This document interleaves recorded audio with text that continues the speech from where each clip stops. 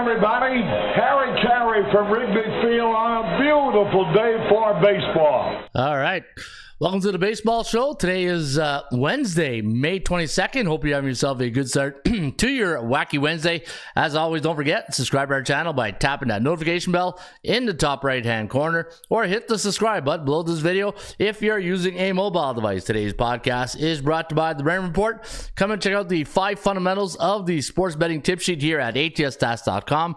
Each and every day, we talk about value, percentage play, performance cycles, player availability, and we go through a strict money management system. Come learn more today about the Raymond Report. In fact, it's only $4.99 for the week, $19.99 for the month, and $99.99 for the year. And if you want to come and kick the tires, come and check out the free Raymond Report Lite version. All you got to do is go to MLB, and it's going to take you to a page that looks exactly like this.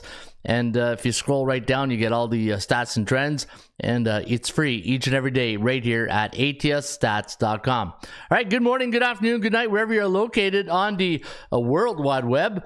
My name is Ron Raymond. I'm a 5-time Sports Sound Cabinet champion based out of Ottawa, Ontario, Canada, and also home of the Ottawa Red Blacks, the Ottawa Senators, the Ottawa Titans, a lot of Ottawa teams in here in Ottawa, obviously. But today is a baseball show, and I didn't get to see if the Titans got that game in last night. We have an independent team here that plays. I think there's like 10 teams in the independent league, 10 or 14 or something like that. And there's playing last night, but I had football training, so I wasn't able to attend the home opener. And good morning, Resident Codes. I hope you're having a good start to your day, and hopefully you guys had a good. Hope you guys had a good winning night last night. There's Joel. Good morning, Joel. Let's get some winners today. I want winners. Yeah, we'll get you winners, and we'll go through all the games today. In fact, it was a mixed day for me yesterday. My over-unders really, they pooped the bed, but my straight-up winners did all right. I had lost with the over San Diego game. I had the Yankees under. We lost by 1. I had the Braves. There was something with that line I didn't like. I was sure I was going to go over, so I didn't do well with my over-unders, but I swept the board with my side selections.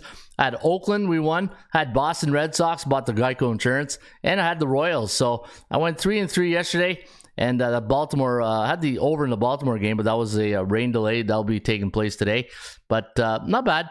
You know what? I'll take it with a grin, grin and wear it, and we'll see if we can have some more winners here today on the Rain Report. All right, let's take a look at our results yesterday. I went through the box scores. You know, it's when you're an ATS Stats website, obviously you're dealing with the inside the numbers from a sports betting perspective. You got to always match the performance on the field with the numbers in the markets. And it's one of the toughest correlations to make when you're trying to find that caramel secret of finding success, in sports betting. When you're diving into the numbers, you're trying to beat the bookmaker's number, and you also got the thing you can't overlook is the performance on the field, because at the end of the day, it's a game. And there's certain aspects of the game that you got to handicap. And what I did this morning is I went to the box score. And, in football, ever since I've started handicapping, that's the number one thing you should be reviewing every morning is the box score. Hey, if you agree with me, give me a good thumbs up right there. And I went through all the games this morning. I want to see, get inside the box score to see what, because the box score will tell you what really happened in the game. It'll tell you, give you an indication why that score ended up the way it did, right? The outcome. And looking at the Mets against Cleveland, finished 7-6 for Cleveland. They only had 7 hits, and they still won the game. New York, the Mets had 11 hits, 1 error. Maybe that cost them. 36 at-bat compared to 30 at-bats for Cleveland. And the Guardians had 8 strikeouts, while the Mets had 7. And each team had 3 walks. Now, what I did earlier, and I'll do this throughout the show when I break down the games, I'll go back to yesterday's performance and look at how the teams did. But let me go through a quick rundown here. Milwaukee beat Miami 7-5. And the audience yesterday, I'll give you a tip. So what we do here in the show is we break down the games, and then I ask for the audience participation to chime in and let me know who you like, if you like the side, the total, and then I jot it down, and then we review it the next day. So yesterday I had the under, the audience also, I had the over, but the audience had the under, and Let me see here. I also liked the Miami Marlins plus 1.5 yesterday, if you recalled. But unfortunately, it was a 7-5 victory for the Brew Crew. But I also liked the over. I said the over was a better play, and we did get that. In the first game, I liked the over in the Mets and the Guardians game. So we, us in the audience, got that right. I had the Pittsburgh Pirates, and they won 7-6. I took the Geico Insurance. San Diego Cincinnati finished 2-0. I kind of thought I liked the over in that game yesterday, and so did Reggie Vision, and unfortunately we were on the losing side of that. And Pittsburgh 7-6, we got that. Texas against Philadelphia. Now the Phillies in that game, only 29 at bats, and they still won the game. And Texas, one of the reasons why they lost, they had 13 strikeouts. So yeah, if you can't hit the bat, hey, you're getting 36 at bats, but you're striking out 13 times. Yeah, there's what the hell? What the hell's going on out here? Yeah, what happened last night for Texas, right? You're defending World Series champions. Minnesota, Washington, 10-0 Minnesota. I did like the Twinkies on that one. And we got, and we also had a good system. Remember I shared with you guys a system that was 13-2. And that system was a nice winner. I want winners, and we got a nice winner on that one. Boston, Tampa Bay, man.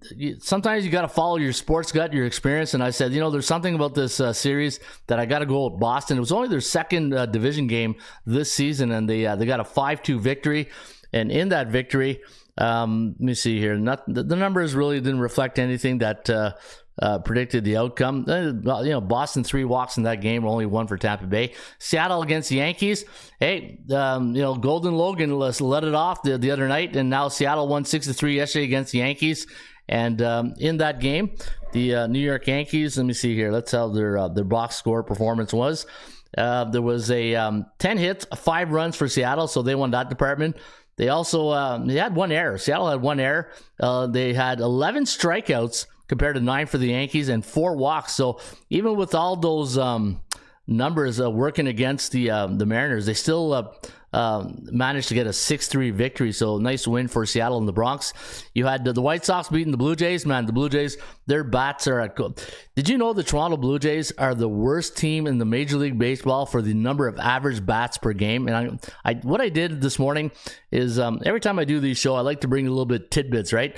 Ron's tidbits, just to throw a little wrench in the show and just make you guys think. And I'm going to show you guys something that's very interesting about the Toronto Blue Jays. Worst team in the league for at-bats per game. Last night, 5-0 was the win for the White Sox. And they had 8 hits. Toronto only had two hits in that game. They almost got no hit, 1 error, and 11 strikeout for the White Sox. So Kikuchi must have been on his game in the K department right there. And the White Sox had 4 walks, and they still managed to win that game 5-0. Atlanta against the Chicago Cubs. 4-3 was the winner yesterday for the Chicago Cubs. Remember, we did a little research for that game. Atlanta doesn't do well at Wrigley for some reason. Their average is like 500. It's not with a good team like Atlanta, who's always an A-type team in the rain report. They didn't fare well yesterday. We also had Kansas City was one of our top plays, and that was a nice winner. 10-2 was the final. Kansas City had 38 at bats. They had 15 hits in that game, 6 hits for the Tigers, and Tigers also had 8 strikeouts and 3 walks. But they managed to lose that game. It's a Maine's World. Jermaine Brown's in the house. How you doing there? It's a Maine World. Welcome back, Jermaine. And LA Angels, Houston. We had, let me see here. That game finished 6-5 for the Stros. Remember I said yesterday, guys, I said take the Halos plus the Geico Insurance. Even though we had I think that game we had a system on Houston. Yeah, the system was 13-3, but I said, guys, this is a 3-2, 5-4 type game, and sure enough, 6-5. So my sport gut was all over that one. And hey, sometimes you got to trust your instincts, right? You get those instincts, and you got nothing to support it except for your eyes. And my eyes told me yesterday, you know what? That's a plus 1.5 game to score, and sure enough, we were able to get that. And Houston, no problem, 36 at bats, 39 for the Halos. But that was a high scoring affair. And 11 hits and 10 hits for Houston, respectively. Colorado, Oakland, man, I loved. Good morning, Joel. How you doing? Let's do this today. Yeah, let's go get some winners. Hey? I want winners. Yeah, we're going to get some winners, and it's good to see the bullpen getting active. And we're going to ask you guys to chime in there in just a few minutes when we start breaking down the games. I think it's fun to get the audience involved in who they like, because you know what? As much as I sit here and I give you guys the breakdowns and the analysis of the game, there's a lot of smart bullpenners here, and we want your selections and your input as well, because, you know, I always say all of us is stronger than one of us. And to make the dream work, the team has to work. And hey, there's Coach Ron there's coming out here this morning. All right, Colorado 5-4 losers last night in Oakland. We had Oakland and Arizona with Brandon Pfaadt. Not Fat, Pfaadt. And he fought back for the D-backs, and they got that 7-3 win. Arizona, 12 hits, 1 error, 38 at-bats. They had 7 Ks, 2 walks, while the Dodgers, 10 Ks last night in 33 at-bats. Now, speaking of at-bats, I'm going to show you guys something, and I went to the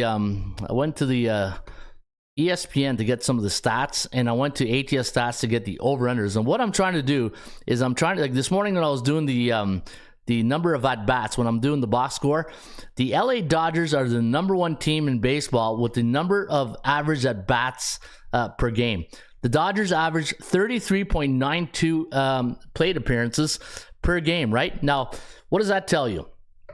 You know what that tells me? Opportunity. That tells me that the Dodgers have 33 chances per game to really score points, right? If you think about it, you know, obviously not everyone's going to score a home run off 33 at-bats, but the objective is to get on base, right? And I want to see in Major League Baseball, the A, B, and C type teams, because I'll give you an example. Look at the Miami Marlins. The Marlins in the Rain Report, and let me go to the Market Value Index right here.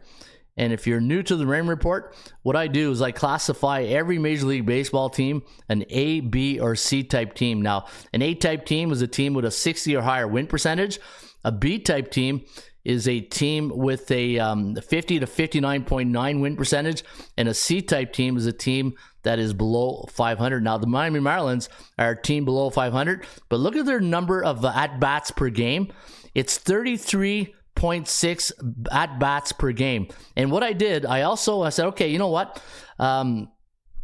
Let's take a look at the over-under of all these teams, right? Now, obviously, we're going to look at the over-under angle from a ATS stats point of view. And look at the Miami Marlins record on over-unders compared to their average at-bats per game. So Miami's averaging 33.6 plate appearances per game, and the over-under is 29, 19, and 2 to the over. I found that pretty interesting for a team that is a C-type team like the Miami Marlins. You look back here, the Miami Marlins, a C-type team, they're 16-34 on the season, and they're in a good cycle right now. They're 5-2. So you're probably saying to yourself, okay, Ron, that's great information. How do I use this, right? You're probably sitting there having your coffee, 1 cream, right? 1 cream, no sugar. Hopefully no sugar for you guys. Hey, hopefully you're a 1 cream type person. The way I would look at this is this.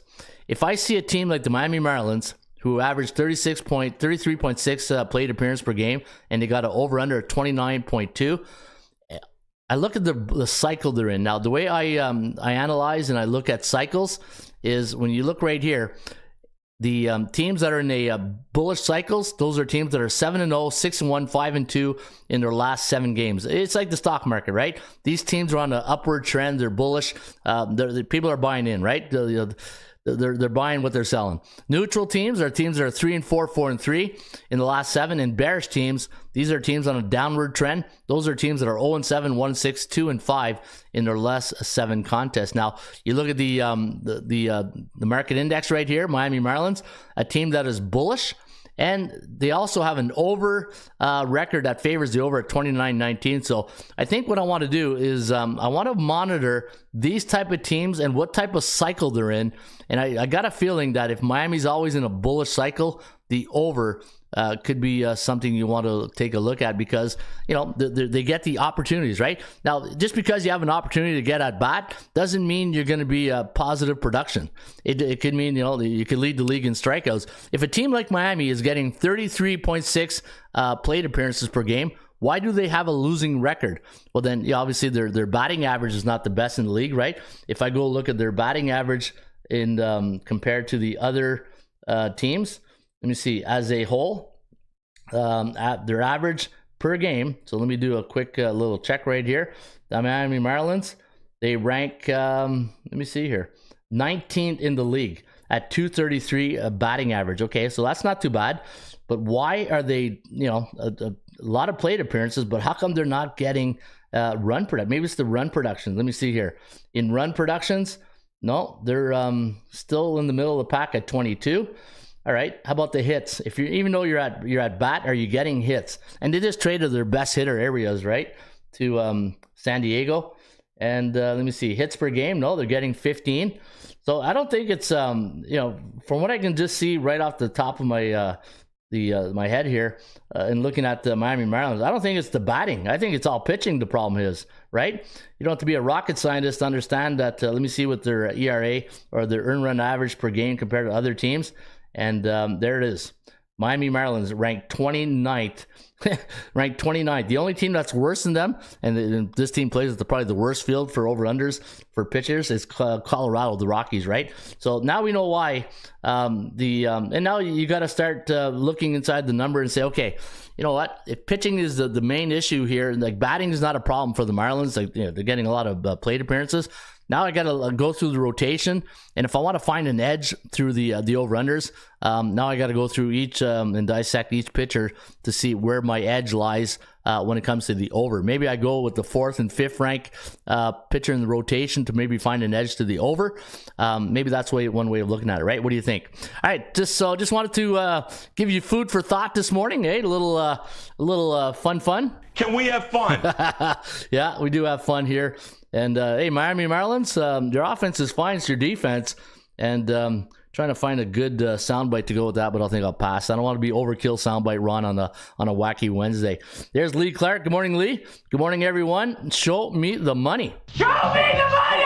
Yeah, show me the money, show me the picks, and that's what we'll do this morning. All right, so the Dodgers, here's another correlation I want you guys to match up. The Dodgers, the number one team in baseball in plate appearance, the over-under 27, 23, and 1. San Diego, also 33 appearances, 26, 24, and 1.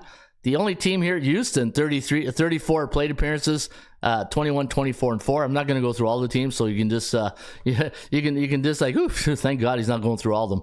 But let's take a look at the ones with the most obvious over-under record, right? Boston Red Sox, okay, 18, 28, and 3. Opportunities are there. Red Sox should be, and maybe another way you can gauge this, if the 18, 28, and 3 is, obviously when you see that number to the over-under, you're saying, okay, you know what? That's a lot of unders. That means the pitching staff is pretty good. In fact, the pitching staff for the Boston Red Sox ranked number 2 in Major League Baseball, giving up 2.95 earned runs per game.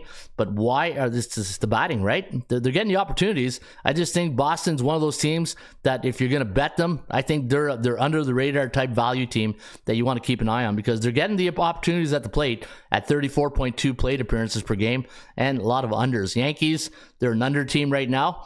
Let's go to the bottom. Toronto Blue Jays. This is what, remember at the top of the show, I said, guys, I think I wore my Blue Jay hat today just to maybe bring them a little karma, a little luck here, because the Blue Jays are struggling. Yeah, struggling, eh, Joe? 32 plate appearances per game. What does that mean? If the Toronto, what do you guys think? Why do you think the Blue Jays lead the league in the least plate appearances? Is it too much strikeouts at the plate? Are they being too selective, or maybe they're too over? So swinging at like Vladdy Guerrero. Remember like Vladdy's dad in the day with the Expos? I used to say sometimes, you don't have to give him a baseball bat, just give him a pitching wedge, because this guy's he was swinging at everything in the dirt. Hey, need a 9-iron some of those pitches that were coming for Vladdy Senior.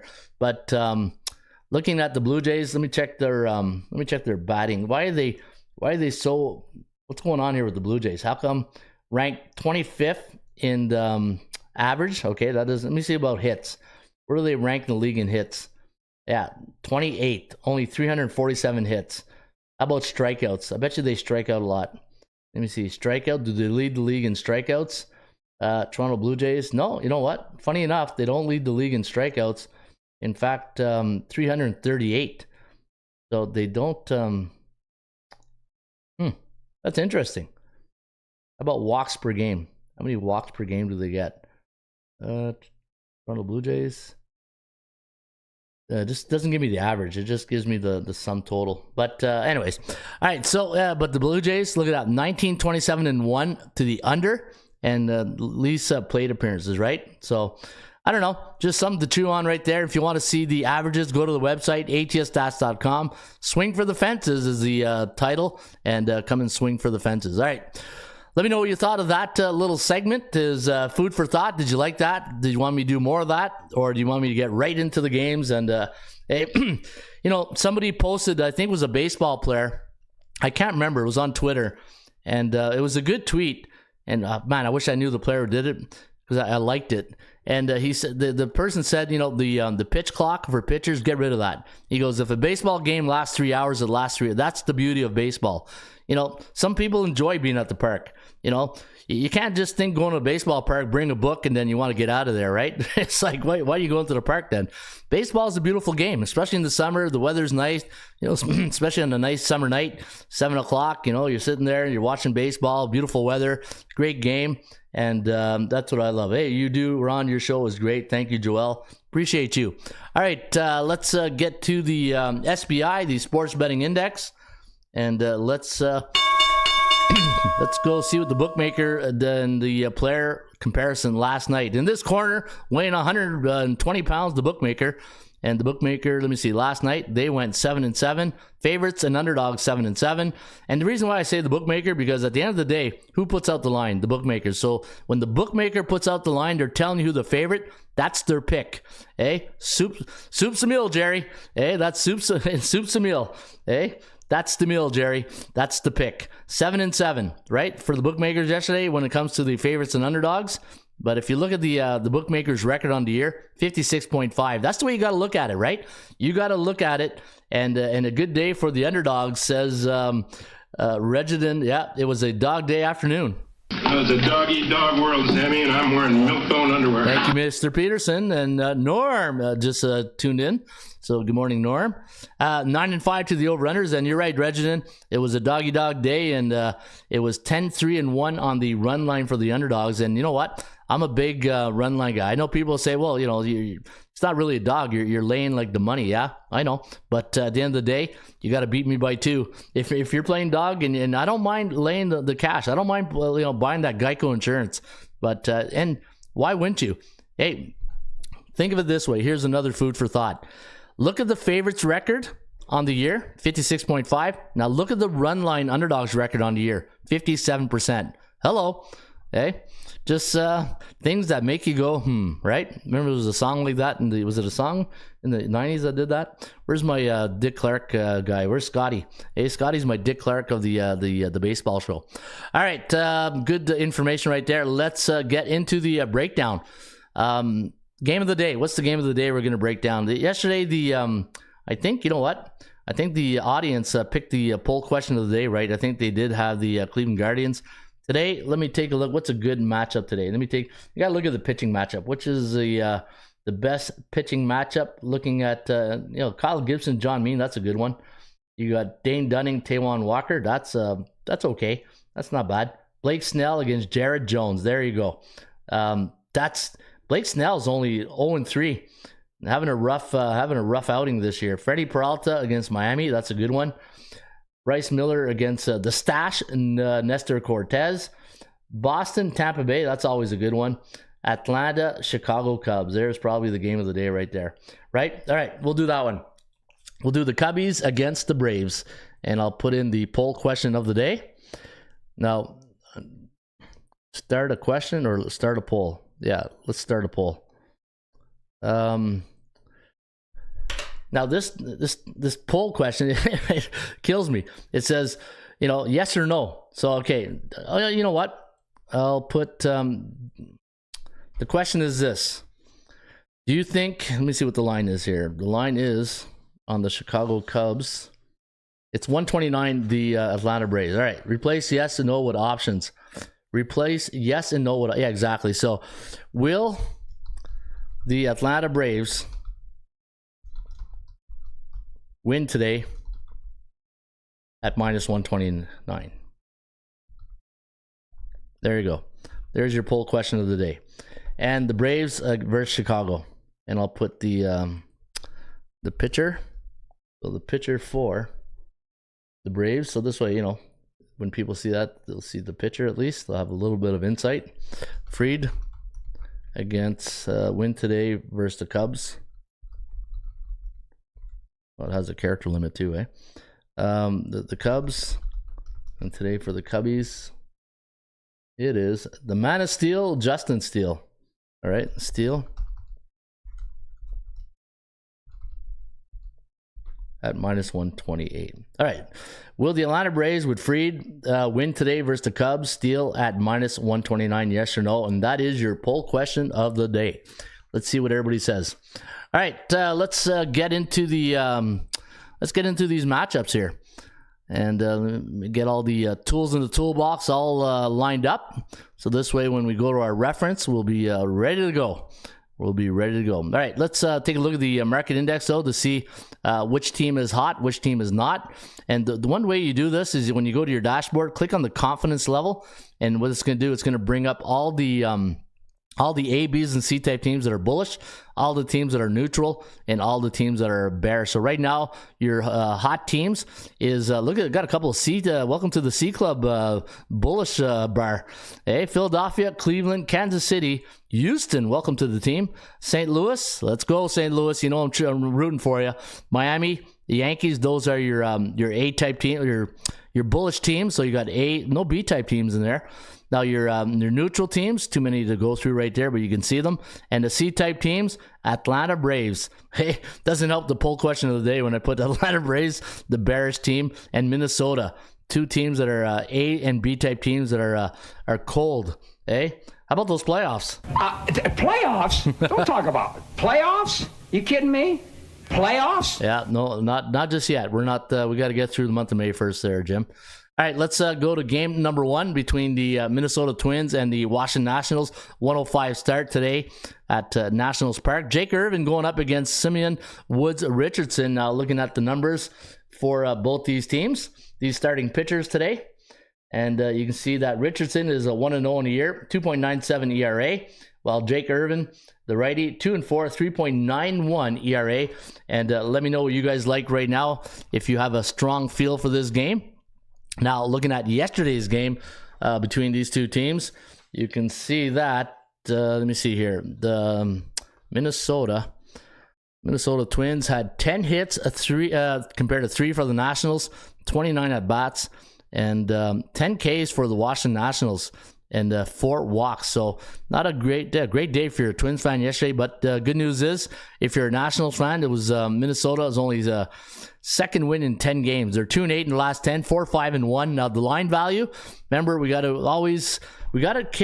look at the production level on the field and then compare it with the administration of the stock market, right? You got to go market psychology. You got to think like the bookmaker, like my good friend Ross Benjamin says, and you got to see where the value lies, the percentage play, and the performance cycles. That's why when I came up with the Raymond report is I tried it.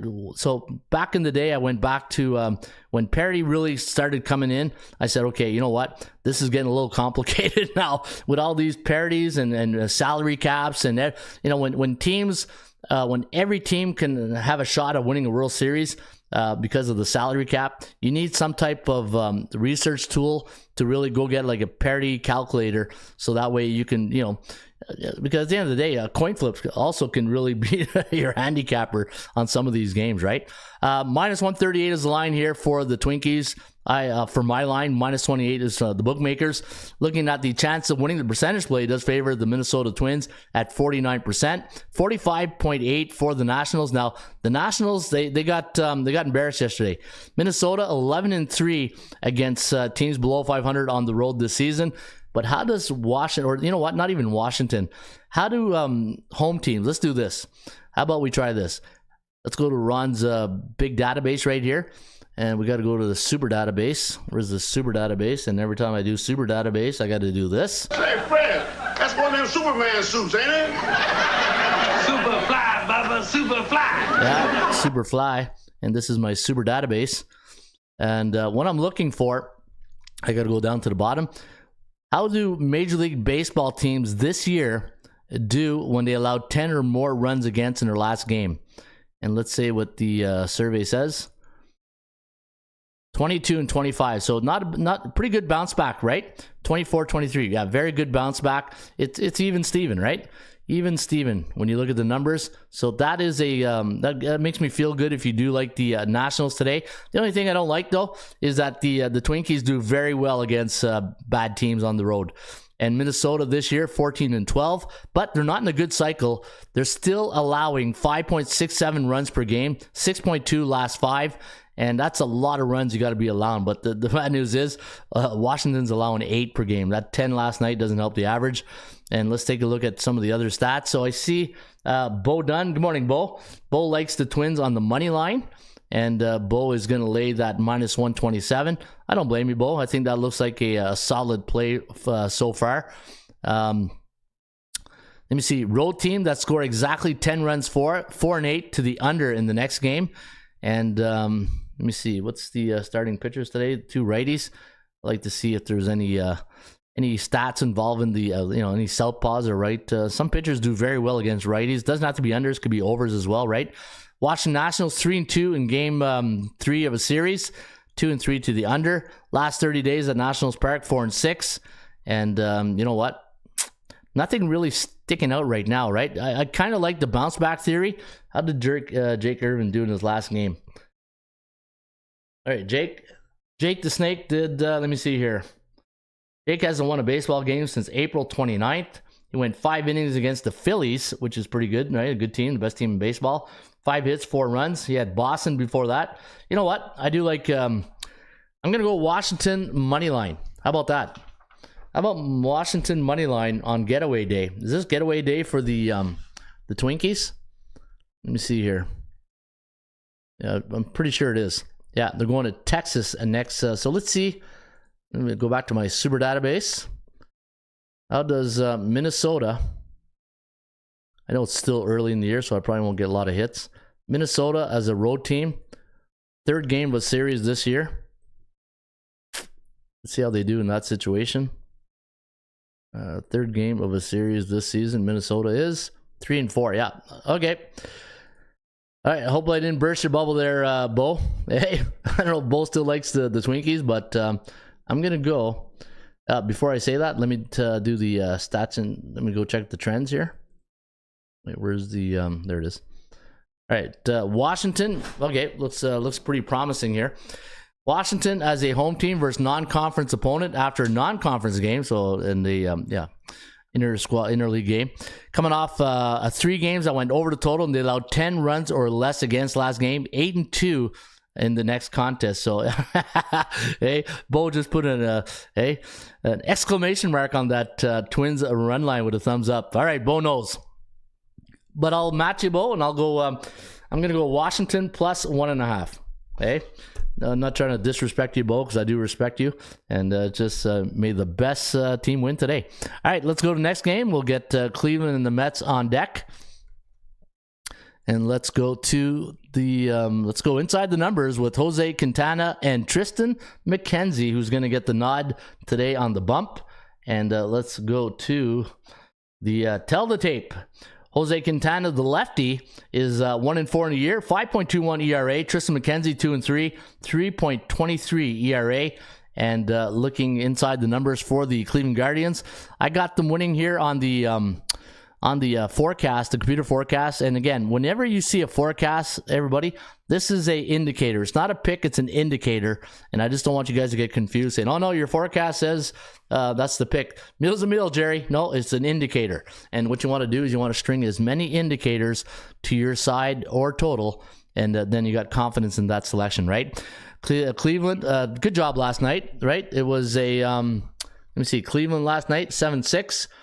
And the Mets 3-7. Ooh, not good. Hey, where's Joe? Struggling. Yeah, 3-7, but 8-2 to the over. I got the Guardians at minus 188. Cleveland's on a 5-game win streak. And the strength of schedule, wow, no wonder they're winning. They're playing the cupcake games right now. They're beating the beatables, right? 22.4 last 7. That's their strength of schedule. No wonder they are 8-2 in their last 10, because they're like a soft schedule, right? But you're going to get a hole in the schedule that is in your favor, and when you do, that's why you got to take advantage of those spots. Cleveland 17-6. this year at Progressive Field. And you know what? It's looking like a good pick here for Cleveland. And again, Jose Quintana, the lefty. Let's see how the Guardians do against lefties at home. 4-1, 4-1 to the over. And they're also 6-0 in Game 3 of a series. You know what? Not looking good for Metropolitan fans right now. And let me see what the old stats and trends say. In fact, look at this. Every time the Mets are on the road against a team with a 60 or higher win percentage, they are 6-1 to the over. And all right, here's our first system play of the day. I didn't get a chance to look at all system plays, so I'm going to see these just in the same time that you do. So I got a system play, and this is why I got to write these down. ATS system on the under. 4-18-2 for the Mets. And the system goes like this. Anytime you got a road dog like the Mets against a non-conference opponent like Cleveland, during the month of May on a wacky Wednesday coming off one over, and they're coming off a right-handed pitcher, that team, that road underdog, is 4-18-2 on getaway day. So under might be a look here, guys. So put it in the books. Do you guys like okay, so Reginald likes the Guardians to sweep.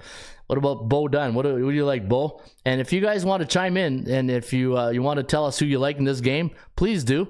And then what I'll do, so I'm going to put Bo. No, I won't put Bo. I'll just put some of the people like the Minnesota Twins money line audience.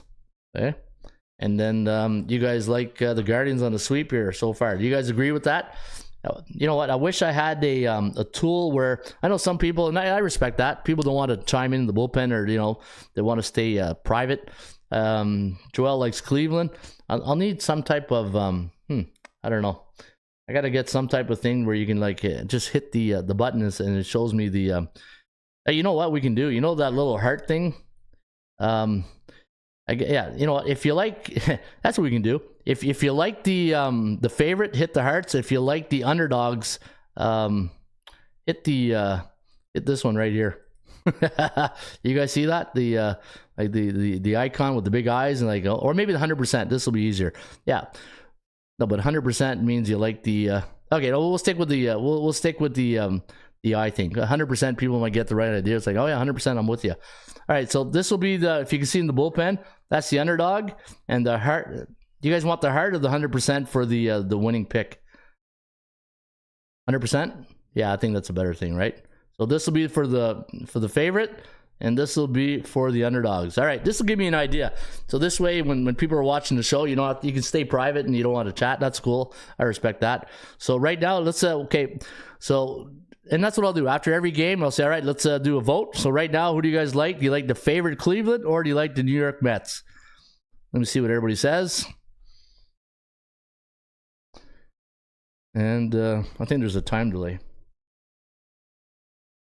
All right, so I'm seeing the favorite so far. All right, so Cleveland.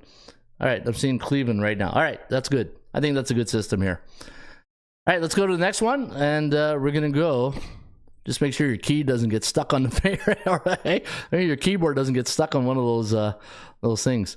All right, Baltimore, St. Louis. You know what? This is a tough game to handicap because this, dude, it's almost like a doubleheader, right? Because they only went 6 innings yesterday, and they're still going to play out this game. But you know what? For entertainment purposes only, I'm going to handicap this game.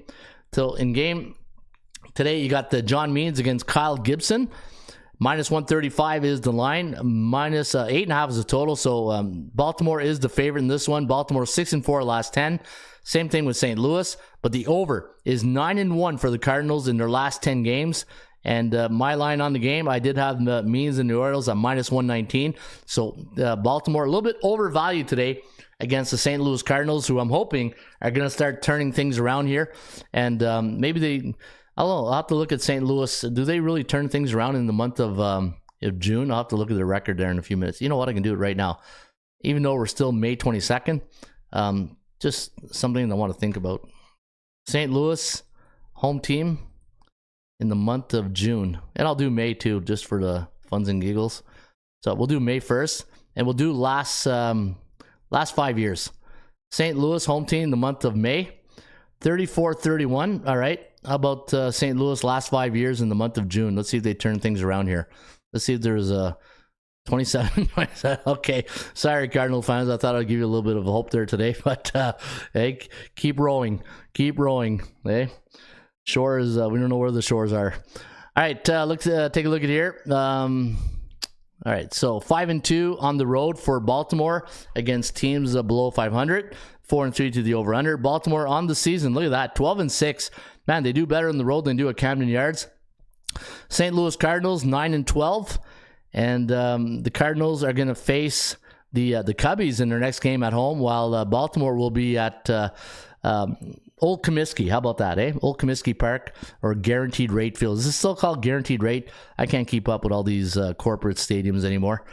Let me see here. Any not many check marks here for Baltimore on the road, especially for a team that's doing really well. What about St. Louis? Yeah, same here. Home teams coming off a 5-game homestand are 25-26 in the next game, 18-32-1 to the under. That's an interesting stat right there. But again, do I classify this like a doubleheader today because you're finishing off last night's game? I don't like handicapping those type of games because you don't know what's going to happen in game number 1B. All right, let me see. Do I got any stats and trends here? The over is 9-5 for the Cardinals, the home team, and the total is 8-9. And the Orioles 31-14. But, we're not coming off an under because we didn't get the final score yesterday. So that's a tough one to handicap. What do you guys like? Do you like the favorite? So if you like the favorite, hit the 100%. And if you like the underdog, hit the scary icon. Hey, I don't know what kind of icon that is. Like the emoji with the big eyes. What do you guys like? And I'll just tune up the next game. And, give me a second here. I got to...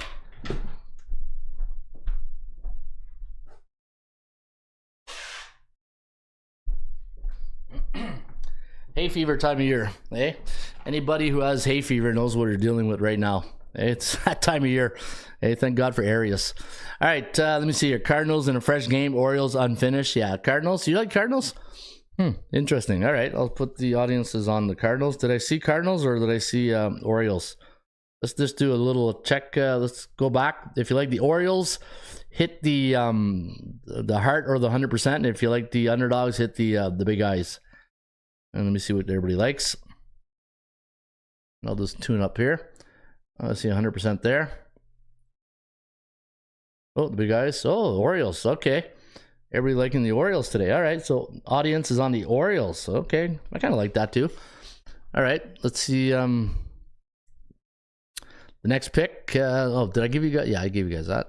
Let's go to the next game. We got Halos against the Astros.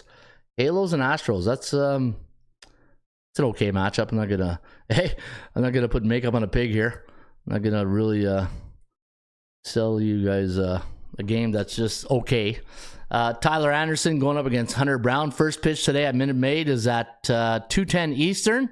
Hunter Brown. Let me see what Hunter Brown's record is so far. It's a 1-4, 7.71 ERA. Gives up a touchdown a game.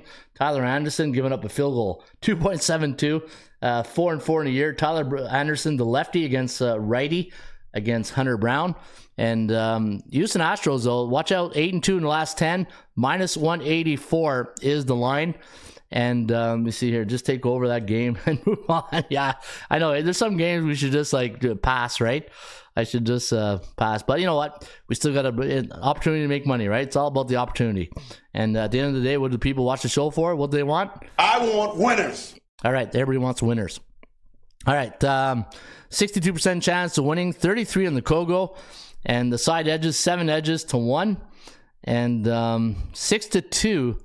Both records 6-2 against C-type teams. So when Houston's at home against C-type teams, they're 6-2, and when the Halos are on the road, the Halos do good against the Beatables. 13-14, while Houston 14-14 at home. And you know what? Let me take a look. Houston Astros averaging 6 runs per game last 10. Same thing with the Halos, averaging 5.8. You know what? Could this be an over game today with Hunter Brown giving up a touchdown per game? This could be an over. What's the over-under in that game? It is at 9. And yesterday, Houston, where's the Houston game here? Houston had 10 hits, and LA had 11. 39 at bats for the Halos yesterday. This could be an over game. This could be an over game.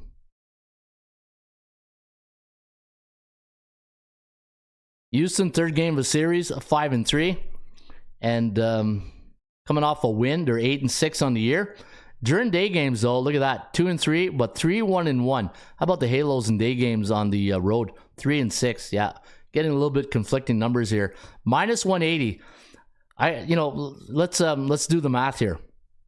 You got a team like Houston, who's a team with a losing record, right? They are 22-27 on the year, only hitting 500 at home against the Halos, who are, a losing record. But look at their home record, 6-16. They're more competitive on the road. I think the over or Halos is where you want to go. The over is 10-2 for the Astros, the home team, coming off a game where they scored 6 runs for last 2 years, while the Angels are 12-4 on the road, coming off a game where they allowed 6 runs against the last 6 years. So my instincts are pretty right here. Halos and over. What do you guys? If you like the Houston Astros, give me the hearts or the 100%. And if you like the Halos, give me the big eyes. And let me go right here.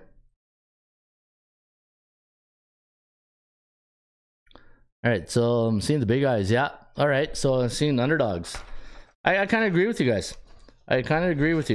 So plus 1.5. Man, a lot of and you know what? How do we do the over-under now? Hey, what if we do the over-unders? I gotta add another emoji. I gotta find a new. Anyway, for today we'll just stick to this system, but I'll think of something different for tomorrow. All right. I kind of like the over in this game too. All right, let's move on. Like Reggie says, nothing to see here. Hey, just moving along. Detroit, Kansas City. All right, Detroit, Kansas City. Kauffman Stadium is the place where today you're going to have Tarek Skubal going up against Cole Reagans. Yeah, that's a good pitching matchup right there. The two aces going up against each other. Total in that game is 7. -117 is the line. Cole Reagans, you know what? I was doing the research this morning.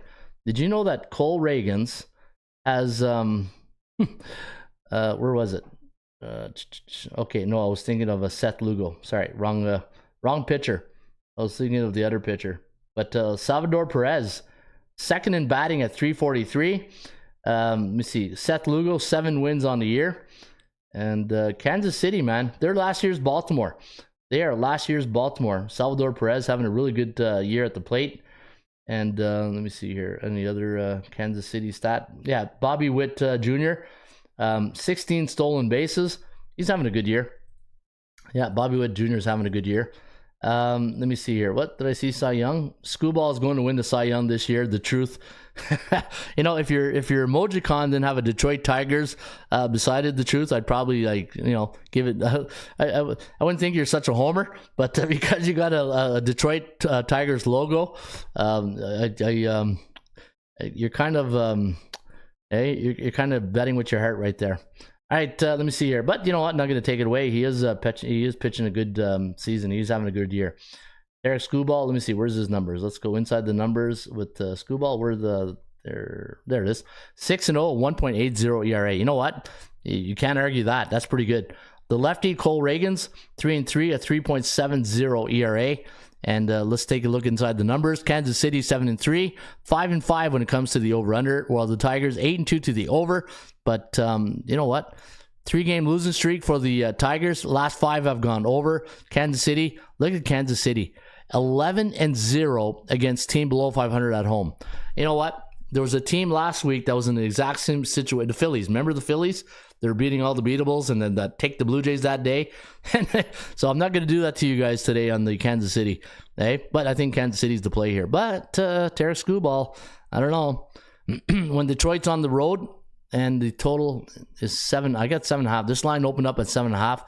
It's now 7. Let me see Detroit's record when the total is 7. Let's do this. When the total is exactly 7. Current season, survey says 3-3, 4-2 to the over. How about Kansas City? Kansas City on the total 7. Survey says 2-0. Yeah, a lot of overs. Maybe the overs where you want to go here. 9-2 in the month of May for the Tigers on the road this season. I got a system on the under. Any Major League Baseball team that's on a 3-game losing streak and they're playing on the road, 14, 28, and 2 to the under. So that doesn't help the over crowd. And home teams on a 5-game win streak are 8-5 in their next contest. If they're coming off a 7-run win, they're 10-5, 10-3, and 2 to the over. You know what? That's a low number. That is a low number. Even if it goes 4-3, if you can get 7.5, now if this line goes to 6.5, you know the golden rule, right? The home teams with a total of 6.5, I think it's like 14-3 for the home team. So let's take a look at the stats and trends. The Royals 13-3 coming off a win this season, and the over. Yeah, Kansas City over is where you guys want to lean, I think. So if you guys like Detroit, the favorite, give me the hearts and the 100% sign, or just give me the 100%. If you like the Tigers, give me 100%. And if you like the Royals, give me the big eyes. Oh, seeing a lot of 100% right now. Wow, you guys are all over the Tigers. Unless somebody's keyboard is stuck. Hey, somebody's keyboard stuck here or what? All right, let me see here. I'm just going to put this in half. All right, so the audience today is on Detroit. Okay, that's interesting. Audience on Detroit. All right, so I'll do that. I like the over myself. I think the over is where you want to go. And if you look at yesterday's contest, 15 hits for the Royals, 6 for the Tigers, 1 error for Detroit. 38 plate appearances for Kansas City, 33 for the Tigers, and 8 strikeouts to 7 favor. Detroit had 8 strikeouts, and 3 walks for the Tigers yesterday against Kansas City. Kansas City 7-3, but again 11-0. So going to be a good, Kansas City, Detroit, Skewball. Because Skewball is going, it's going to be a good watch today. All right, Miami taking on the Brew Crew. I think this is the rubber match, and it should be getaway day. Let's take a look here. Milwaukee. Freddie Peralta going up against Jesus Luzardo today in Miami. And looking at the next game, you got at Boston for Milwaukee. So big look-ahead game for the Brewers. And the reason why it's big, I think every player in Major League Baseball, anytime you're going to Fenway or Wrigley, especially like a rookie or even a sophomore, how can you not be excited going to those two ballparks, right? Miami, they're going to be in the desert facing Arizona. And Miami right now, 6-4. Straight up last 10, 7-3 to the over. I did have the line at -141 here on the Brew Crew. And Freddie Peralta last, let me see here. Freddie on the season. Where is Milwaukee? Come on, Brew Crew, where are you? There you are. 3-2, a 4.17 ERA. Jesus Luzardo, the lefty, is 1-3, a 5.02 ERA. And let me see, how does Milwaukee do against Southpaws? 3-3, 1-5 to the under. All right, good to know, right? Who's Mizzou's in the house? What did to do, Ron? It's the network. Show me the pearls. Show me the money. Show me the money! Long time no see live. Hey, who's Mizzou's in the house? Right on. Love seeing all the old bullpenners coming back. And thanks, guys, for coming back and tuning in. And again, like I said to people watching, sometimes I need to take a couple of months off just to recharge the batteries, get the old piss and vinegar going again, and then we're right back at it, right? All right. Let me see here. Miami 1-4 against B-type teams. And you can see Milwaukee 8-3 against the beatables this season. And Milwaukee on the road 16-11, 9-19 for Miami at home. And Miami at home, remember I showed you the at-bats? This pitching is killing Miami right now. If Miami had pitching, they'd be up there with the Bs. And I don't know, I wouldn't go as far as say they're an A-type team, but I think they would be a B-type team. Now, looking at Miami's record as a home underdog this season, they are 4-6, giving up 6.6 runs per game. That's the pitching, right? And same thing with the favorites here. They are 4-1. Milwaukee 4-1 as a favorite and giving up 3.6. I think Milwaukee is the play here, guys. What do you think? Milwaukee under? I think Milwaukee under. What does the stats and trends tell us? Stats and trends tell us, oh boy, the over 16-3 for the Marlins, the home team versus right-handed pitchers. And anytime the Milwaukee Brewers are a road team playing on a hump day after a non-division game coming off a win, and it was a win against a lefty, 10-2. What do you guys think? The give me 100% if you're on the Brewers, 100% if you're on the Brewers, and give me the big eyes if you're on the Marlins. Wow. Okay. Early Marlins, eh? Wow. Okay. Audience on the Marlins today. They're going with Jesus Luzardo. That's an interesting choice. Let me see. One thing I forgot to look at. How does Miami do at 7.5? Oh boy. Okay, guys. You know, I don't want to take you off your pick here, but look at this. Miami at home when the total's 7.5, 1-5, but 6-0 to the over. You know what? I'm sticking with my pick, Milwaukee. I'm going with Freddie. Hey, Freddie Peralta. That's my guy today. All right, let me see what else we got here. Let's go to the next game. And let's take on the San Diego against Cincinnati. The Reds. Now, the Reds coming off a 2-0 win yesterday, I believe. And it was a 2-0 victory, Cincinnati. And 5 hits. Only 5 hits for the Padres, 3 for the Reds. You believe that? They won a game with only 3 hits. And what cost San Diego, baby, was those 2 errors. But imagine you win a game and you win the game, but you only had 3 hits the entire game while the other team had 5. Hey, not good. All right, today you got Michael King, the former Yankee, going up against Nick Martinez of the Cincinnati Reds. And for Cincinnati, Martinez 1-2 in the year, 4.23 ERA. Is Martinez, let me see here, is he a bullpen guy? Yeah, bullpen guy. So we got a bullpen guy going today for the Reds. So it could be a quick hook, as they say. And for San Diego, 4-6 last 10. And remember I said a couple days ago, I said maybe that series against Atlanta maybe took something out of their sails, right? The win out of their sails. Two game losing streak now after that Brave series.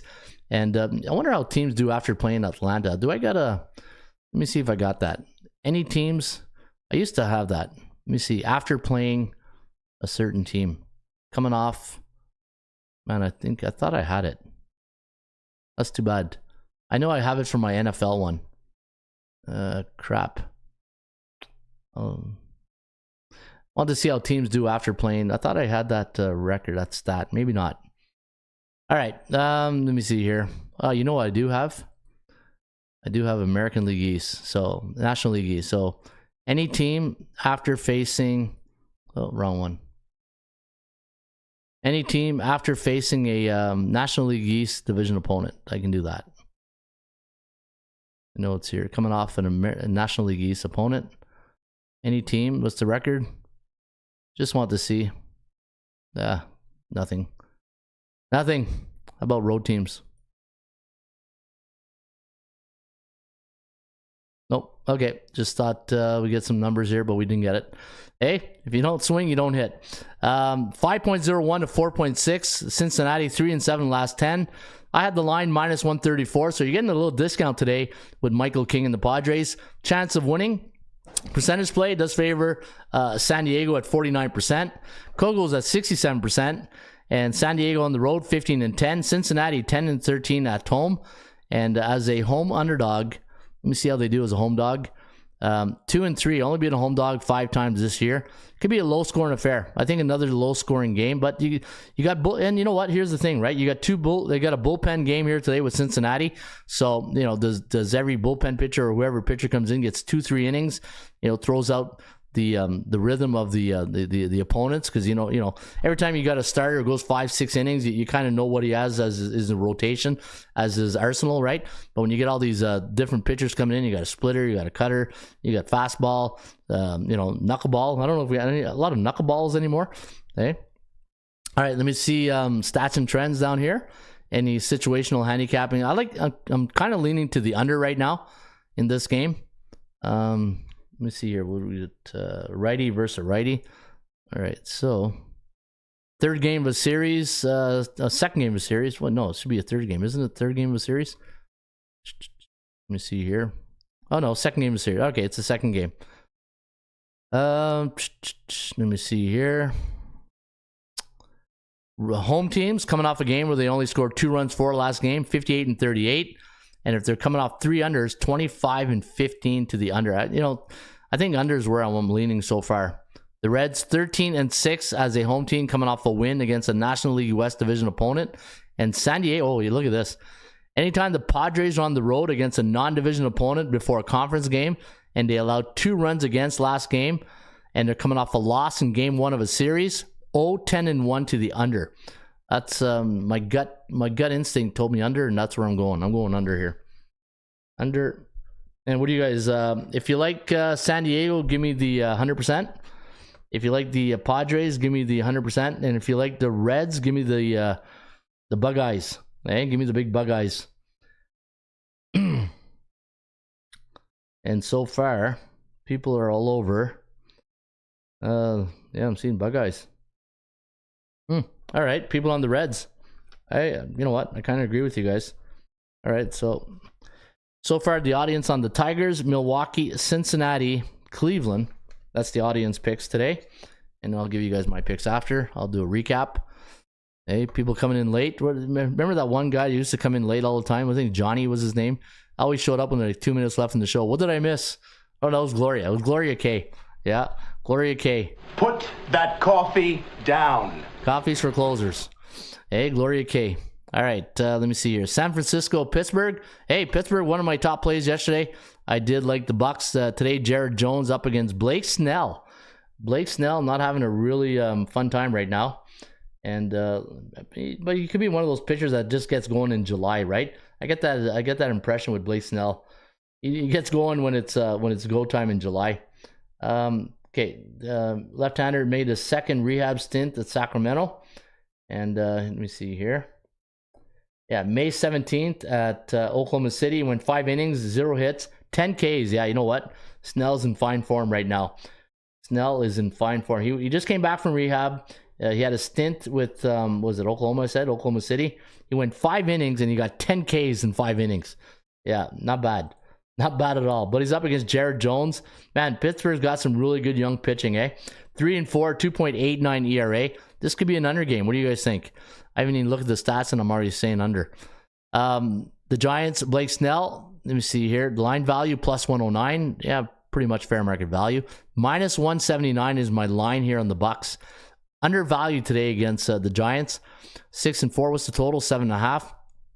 Pittsburgh on a 2-game win streak. Kogel's at 50%. The chance of winning does favor Pittsburgh at 53%. Pittsburgh at home against the Beatables, 4-3, while San Fran is 5-3 against the Beatables. Pittsburgh 10-12 at home this season at PNC Park. San Francisco only 8 wins on the road so far this year, and as a road underdog, they are 6-12. Home favorite, the Bucks are hitting 500.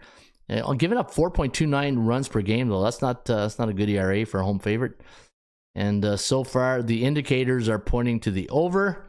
And if I look at the Bucks here, good morning. There she is. Good morning, bullpen. What's happening? I saw you were live. I miss everyone, says Gloria K. Yeah, just recharged the batteries, and I'm ready to go. Hey, just like I did last year. I took a few months off, and now we're in baseball season, and we'll go right into the football show is going to start, the CFL football show for my Canadian Football League fans. I'm going to have a CFL football show every week. I think it's going to be Wednesdays. Thursdays will be college football, and then Fridays is going to be NFL. So that's the schedule I'm looking at for the football show. CFL on Wednesday, college football on Thursday, and I'll do the football show NFL on Friday. So get ready for that. Hut. Hey, I need a good football. Hey, how about a little bit of Mike Singletary, a little Rex Ryan on a wacky Wednesday morning? How about our offense? When are we going to put it together? When are we going to put it together? Yeah, we'll get there. We will get there. All right, Pittsburgh stats and trends. Anytime the Pirates are home team on a wacky Wednesday after a non-division game, coming off a win versus a National League West Division opponent, 11-1. Now, here's the thing. In baseball, people are saying, well, who cares about a Wednesday stat? Well, you're thinking wrong. All right, now, sometimes in life, you got to look deeper, right? And you got to have an open mind. And you guys see Wednesday. Let me ask the bullpen question this. When I say a stat like when Pittsburgh, the Pirates are playing a home team on a Wednesday, when I say Wednesday to you in baseball, what's the first thing that comes to your mind? And I'm sure you guys will get it, right? It's just little sports betting 101, so people think a little bit differently when they're handicapping, and because I hear it all the time. Well, who cares what a team does on a certain day?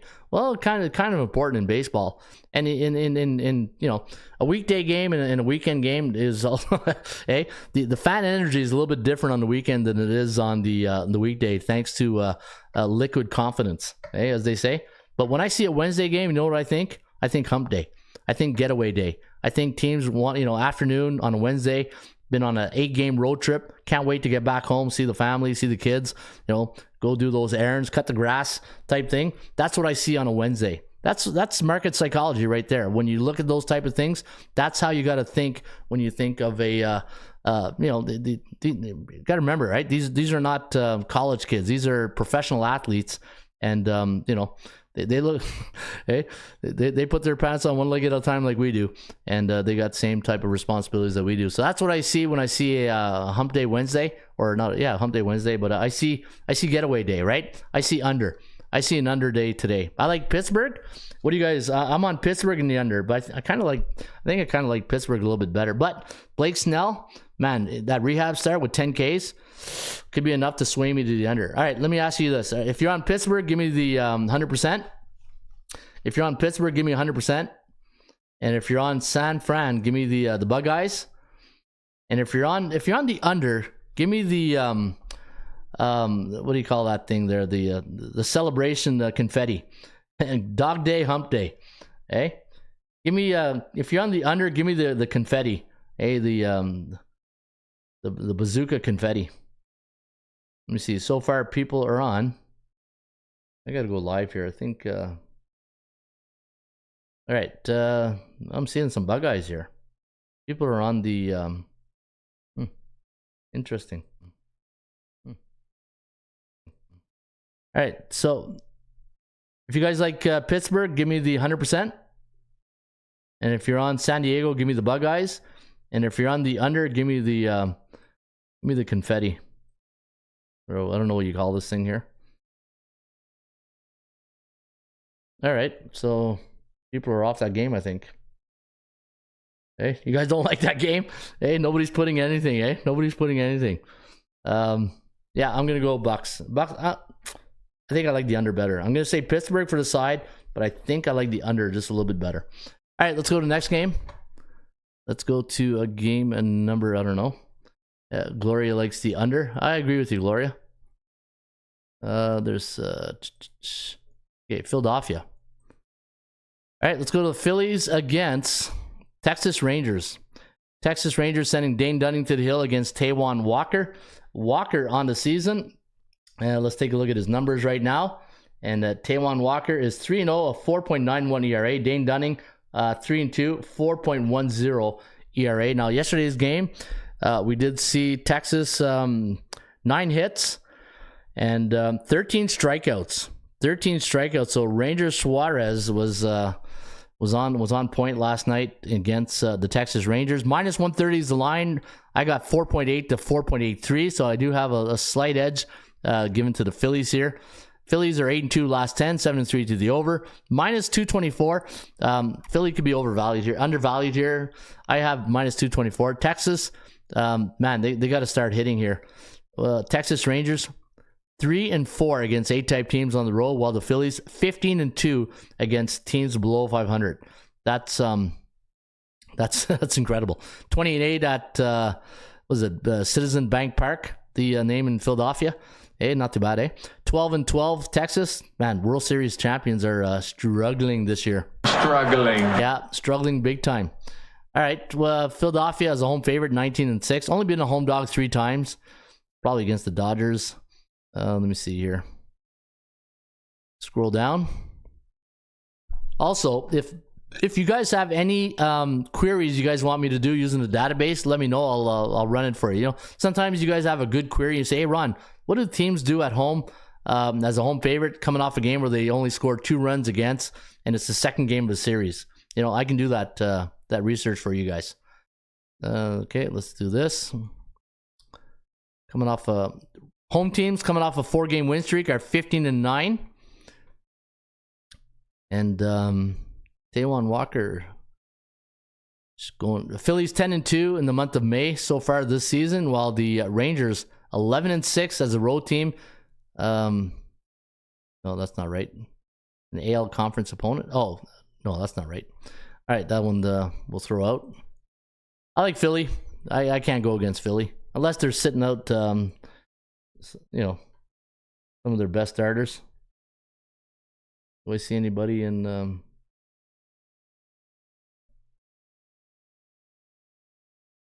Where's the Philly game?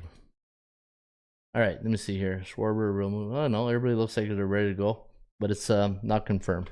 All right, what do you guys? Do you guys like Philly? If you like Philly, give me the 100%. Who's Mizzou as well in Chicago? It's been a while for sure. The upcoming live date show, especially for CFL. All right, yeah. If you like the Phillies, give me the 100%. 100%. So if you like Philly, give me this. And if you like the Texas Rangers, give me this. So far, everybody is on. Philly's minus 136. If you like Philly, oh, okay. I see a Texas Ranger. Maybe Texas on the run. Oh, another Texas Ranger. All right. So you guys are on Texas? I'll put Texas here. You guys already given up on the hey, on the voting? Come on, guys. I need your vote. I need your input. Let me see here. 15-2. Yeah, I'm going to go Phillies, but not a huge play. Boston, Tampa Bay. Is this the last game of the series? Let me do Boston against Tampa Bay. Today going for the Boston Red Sox, Brian Bayo against Ryan Pepio of the Tampa Bay Rays. 6.50 is first pitch. Pepio 3-2, a 3.68 ERA. Brian Bayo 4-2, a 3.96 ERA. And looking at, I wonder if I'm on a time delay because I'm starting to see now all the all the things come in. Let me just do this and go right here.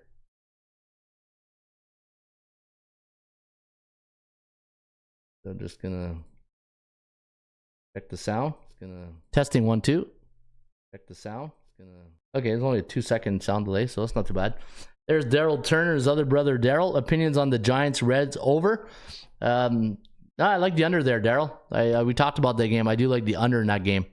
All right, this is game number 3 of the series.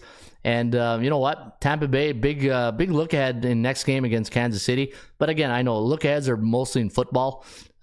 In baseball, you don't have, that's not a strong angle in baseball, the look ahead series, unless, you're going to Fenway or Wrigley, or you're playing the Yankees. That could be somewhat of a look ahead. Milwaukee is for Boston. So you know what? Boston and against Milwaukee at Fenway, that's going to be a really good series. I got Boston here, 5-5 last 10. Now they've won the last 3 games, and they've done very well against the Tampa Bay Rays at Tropicana. And if you look at the Boston Red Sox, they're 8-2 so far this year on the road against team with a 50 to 59 win percentage, 3-7 to the under. While Tampa Bay has struggling against B-type teams, 2-6. They're 14-14. A loss today would give the Rays a losing record at Tropicana, 15-12-1 to the over. Boston 15-11. They just got to win more Fenway games. They're only 10-13 at Fenway, but a lot of unders at Fenway, 6-14-3. And for the Boston Red Sox as a road underdog today, right? Road underdog. They are 9-9 on the year. I you know what? I'm going for the sweep here. I hate going against Kevin Cash and the Rays, but I think Boston, maybe again Boston on the run line is what's the price tag though? Price tag Boston run line is, survey says, minus 182. A little chalky. Sorry, I meant Padres or Reds. But thanks anyways. Gloria K. Coach like the under in that game. Yeah, I do like the under. All right, let me see here. Coming off a win. Nothing. What do you guys like? Do you guys like Boston? Do you like Tampa Bay or the under in this game here? Wow, look at this. I got a lot of systems. So here, when you're looking at the chart on the screen, you see 2 columns, right? There, column number 1 right here.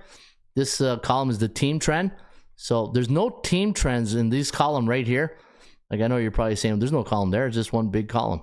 But normally you'll see like a check mark here and a check mark here. The second check mark to the far right is the team system. And I don't have a lot of team trends on Tampa Bay, but I got a lot of system trends on the Rays. Any Major League Baseball team that's a home team coming off 3 unders are 25-15 next game. If they're coming off a home loss as a favorite, they're 108-70. If they're coming off a 3-run loss, 29-17. Man, a lot of is total the way to go here? Is the total the way to go? Brian Bayo against Pepio. Is that an under matchup? I don't know if that's an under matchup.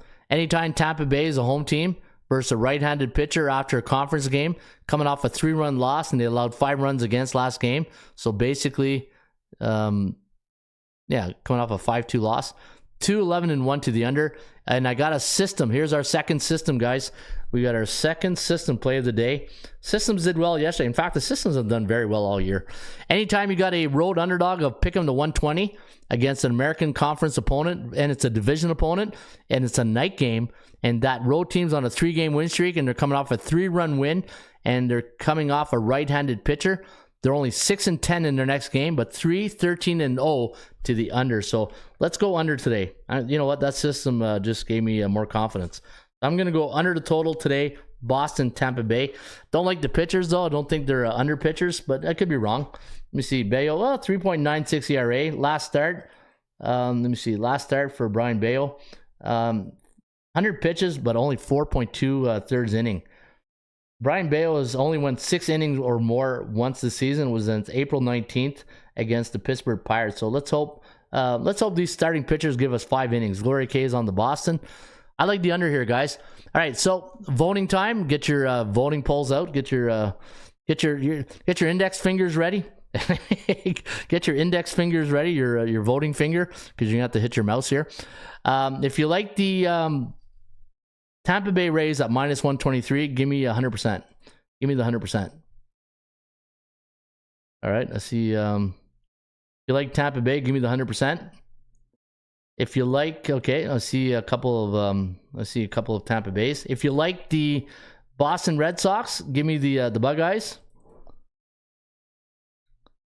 Okay, I don't see any voting yet for the Boston Red Sox. No, nobody likes the Sox, really. Nobody's on the Sox. Interesting. And if you like the under, give me the confetti. If you like the under, give me the confetti. Yeah, under. You guys like the over then? If you like the over, give me the happy face. If you like the over, give me the happy face.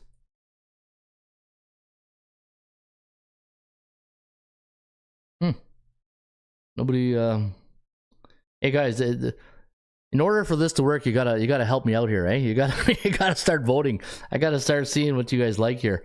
Hey, that's what makes the show much more fun. Wow! Shout out to Daryl Turner, Gloria, who's Mizzou, longtime peep, says Lee Clark.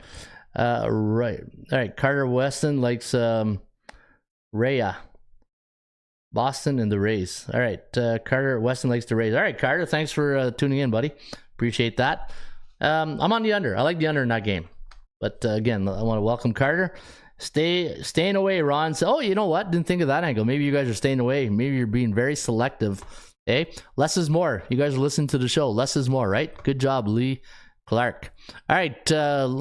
Let me see. Lee Clark, what's up? Let me see here. Go next game. Let's go to the Bronx. Boston has sucked recently, says Carter. Yeah, Boston's been... well, you know what, Carter? They've won their last 2.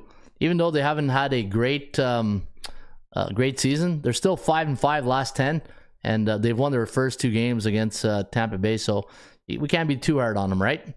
We can't be too hard on the Bo Sox. All right, let's go to the Bronx.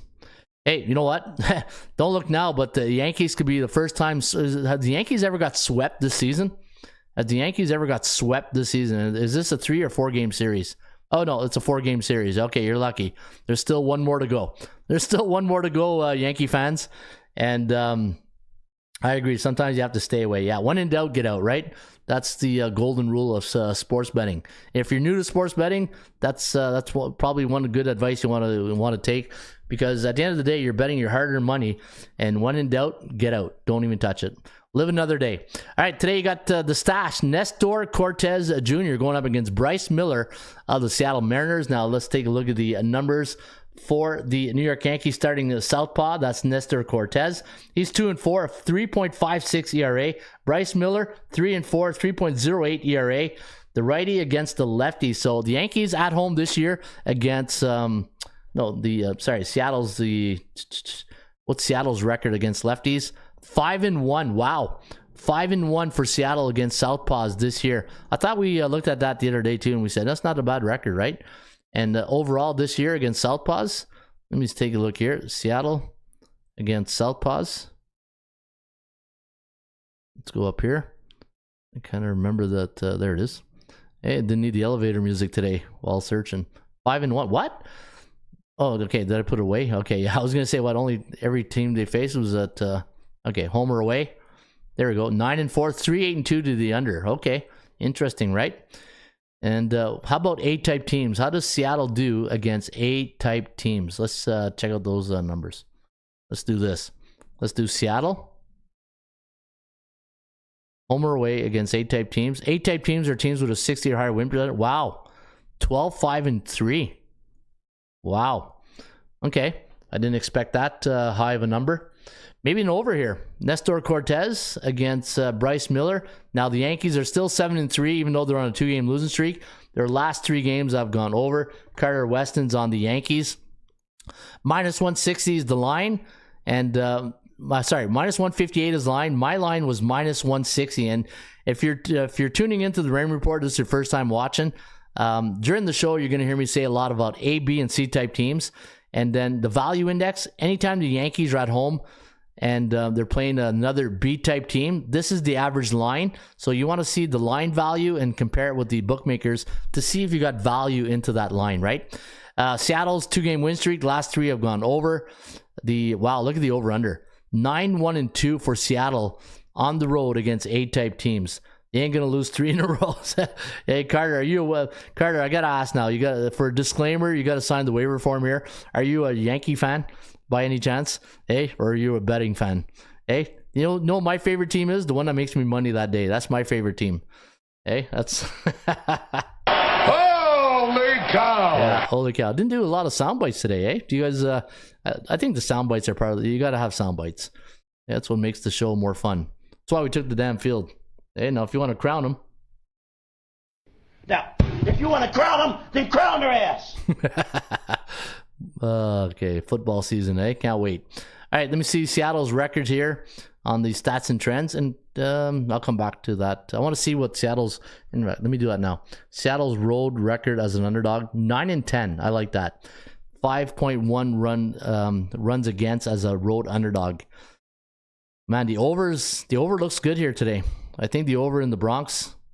I don't see a lot of nothing. It's like a clean slate here. No check marks. Look at the Bronx here, the Bombers. Look at all the check marks.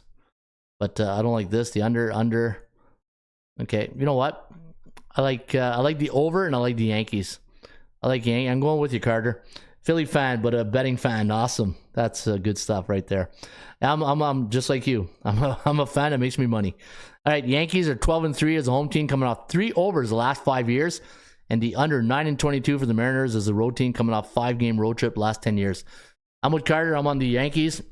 Now, if you're with the Yankees, give me the 100%. If you're a Yankee fan, give me 100%. All right, let's see. So we got a couple right now. If you like the New York Yankees, hit the little heart and give me 100% right here. If you like the Yankees. If you like Seattle, give me the Buckeyes. If you like Seattle, wow, 100%. All right. If you like the under, give me the confetti. If you like the under, give me the confetti.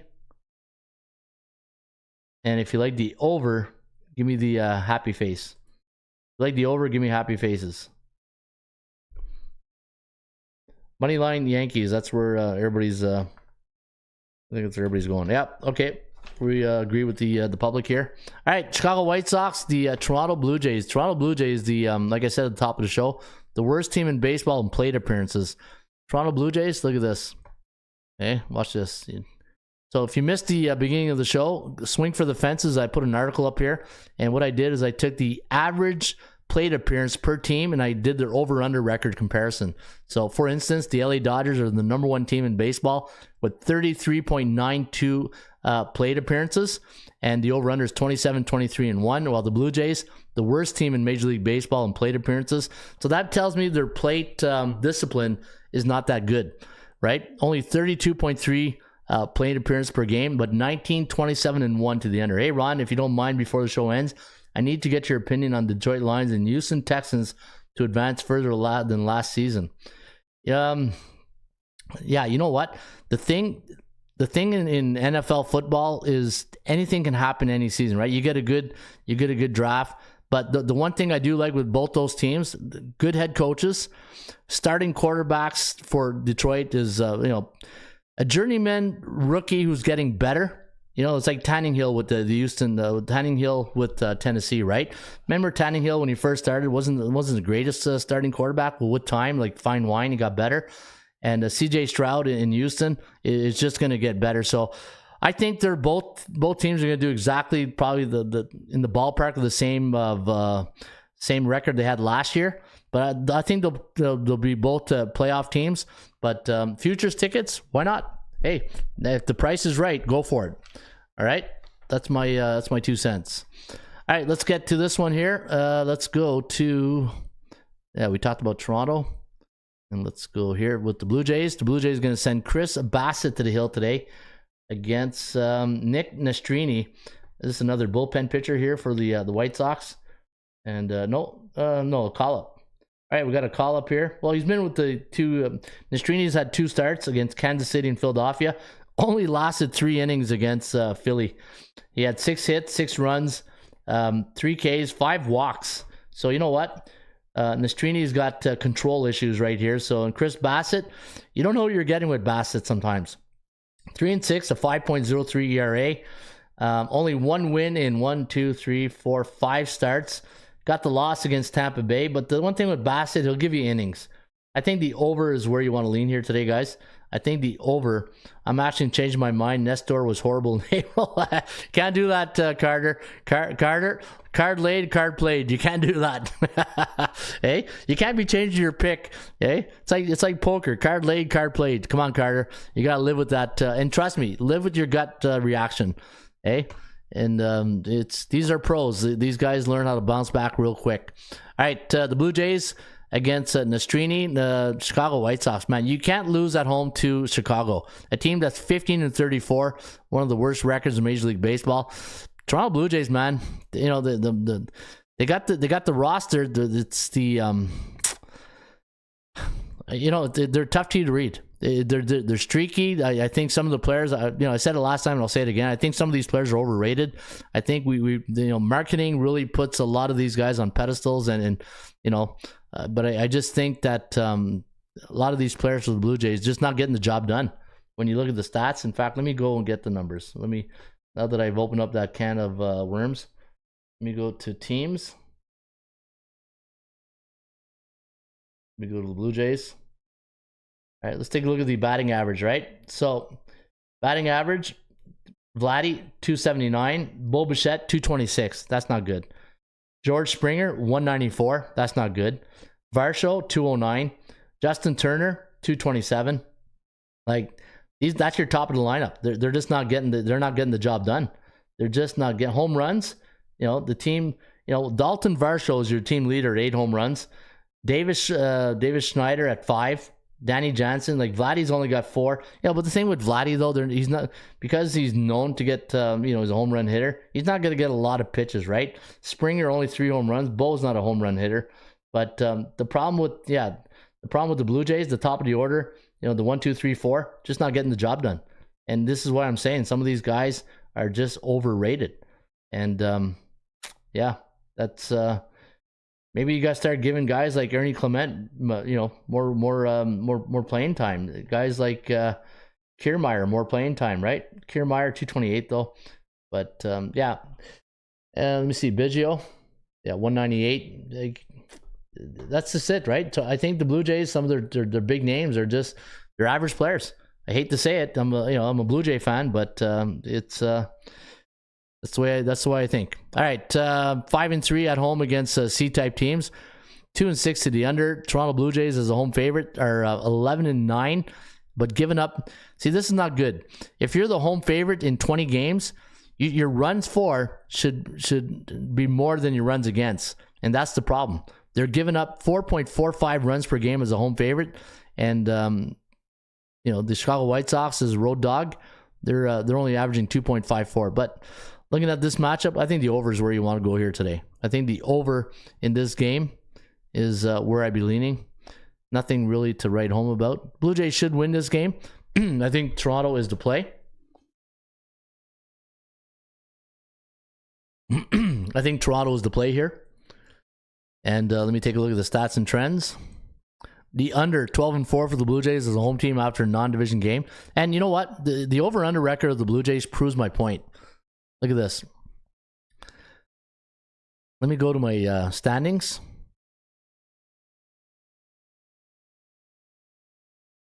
Major League Baseball. Over-unders. The Blue Jays lead. They're top 5 in unders. That tells you right there they play a lot of unders. They're just not getting the job done offensively, right? They're playing at home. The over-under record at home.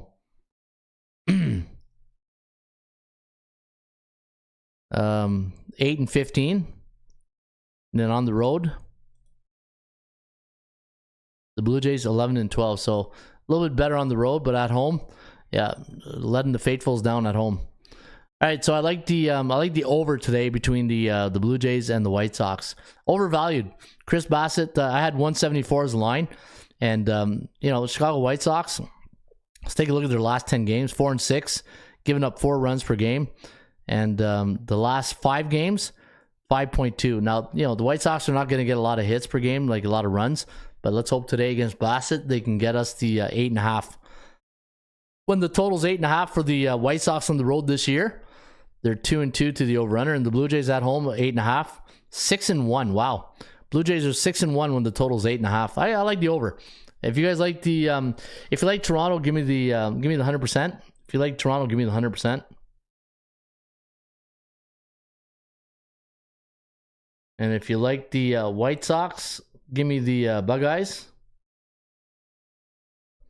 Oh, let's see some. All right, if you like the over, give me the happy face. Oh, I see some Blue Jays there. I see a bug eye. That's pretty mixed on the side, right? I think over is where we want to go here. I'm going to go over Blue Jays. All right, next game. Let's, how long are we doing this here? 1:30. Wow, already 1:30. I can't believe it. It's been a long show. Didn't even realize it. But, time flies when you're having fun, right? An hour and a half. Don't like to do these long podcasts. I feel like I'm keeping you guys hostage here for so. Atlanta, Max Fried against Justin Steele. Game's at 7:40 Eastern. You got minus 130 for Fried, and then 8.5. We already did the Phillies game. The Phillies, what did we like here? We had Texas Rangers. We like Texas. Who do we like? Yeah, no, Texas. The audience liked Texas today. Carter. All right, let me see here. 158. So Atlanta doesn't do well at Wrigley, right? We already saw that before. In fact, let me do it again. We saw the record for the Atlanta Braves at Wrigley. Not a great record. Let's do Atlanta on the road in Chicago. And let's do last 10 games. 4-6, 4-5-1. Yeah, for some reason they just they struggle at Wrigley. 5-2 Chicago Cubs against A-type teams. 15-9 at Wrigley for Chicago.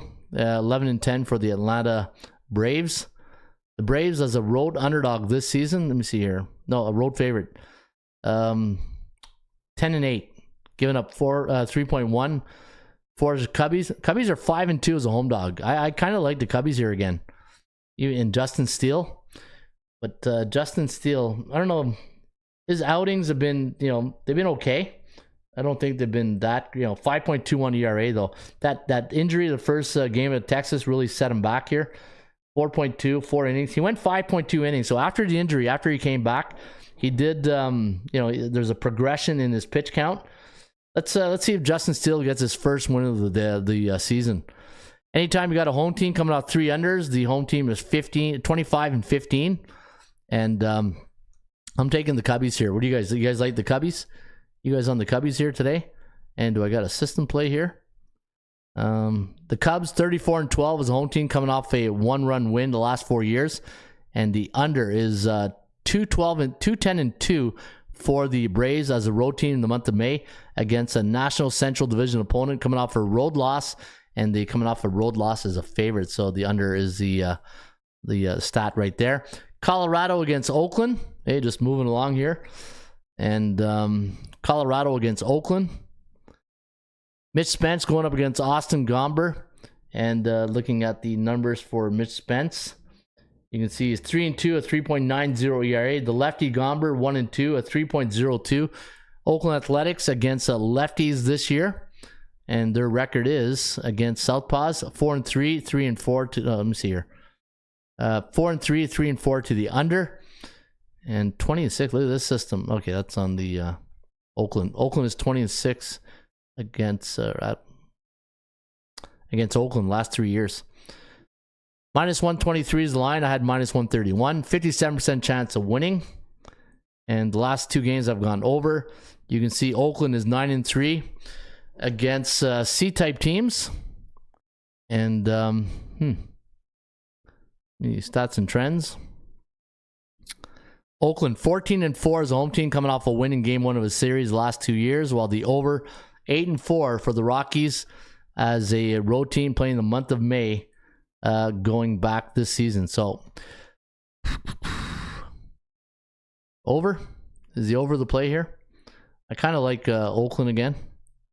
I went with Oakland yesterday. I'm gonna go back to Oakland. I think Oakland's the play. 9-3 against the beatables. So you guys like Oakland as well? Oakland, and tonight that's a night game, and that first pitch is at 9:40 Eastern. All right, last game of the day: Arizona against the Dodgers. The Dodger Blue. All right, Dodger Blue took it on the chin last night. 7-4 was the final, and 7-3. Sorry. Arizona had 12 hits and 7 Ks yesterday. They struck out 7 times. They had 2 walks. LA had 10 strikeouts yesterday. So Brandon fought back and won. Tyler Glasnow going up against Ryan Nelson, minus 270, and the Dodgers running into a. Let me see here. I wouldn't say a hot team. I thought this was 7-3 to the side, but it's 7-3 to the over. 77% chance of winning. I like the Dodgers here today, guys. I think the Dodgers bounce back. And look at this system. I got 2 systems here. I got 3 of them. Wow. I got 3 systems on one matchup. All right, so this system's on the under. Anytime you got a 220, 240 road dog during a night game, allowed 3 runs or less against last game, coming off a win, and they're coming off a road win as an underdog. 3-12 to the under. And I'm going to go with this system right here. Anytime you got a 260, 280 home favorite, last 2 seasons, coming off a right-handed pitcher, allowed 7 runs or less against, and it was a loss against a right-handed pitcher, 19-4 for the home team. So I'm not asking you guys to lay 270, but if you want, maybe if you like the Dodgers, put them on the parlay ticket with something else. But again, I'm not going to pay. Not enough. All right. Hey, well, that's when you do this show, you don't even realize how fast it's going, and then you look at the time, it's like, holy crap, an hour and 40 minutes? Hour and 35 minutes. Hey, the objective at first was to be a half-hour show, 45 minutes, and then I say, let's keep it under an hour, and then next thing you know, it's an hour and 35, way too long. So I'm going to have to find a way to shorten up these, I'll find a way to shorten it up and make it an hour, so this way we don't spend the whole morning just crunching numbers. No wonder nobody's voting. They all left. All right, folks, let's get to your 80% Club stats, courtesy of... We talking about practice. Not a game. We talking about practice. Practice, man. I mean, how silly is that? Ron, do you trust the Blue Jays and Yankees in a Dodgers parlay?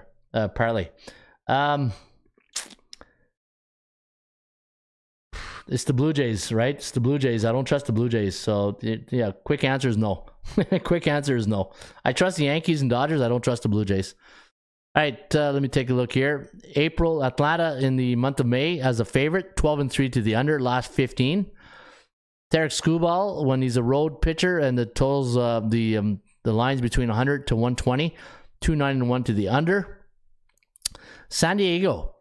Anytime they're on the road against a non-division opponent before a conference game, allowed 2 runs against last game, and they're coming off game loss in game 1 of a series, 0-10-1 to the under.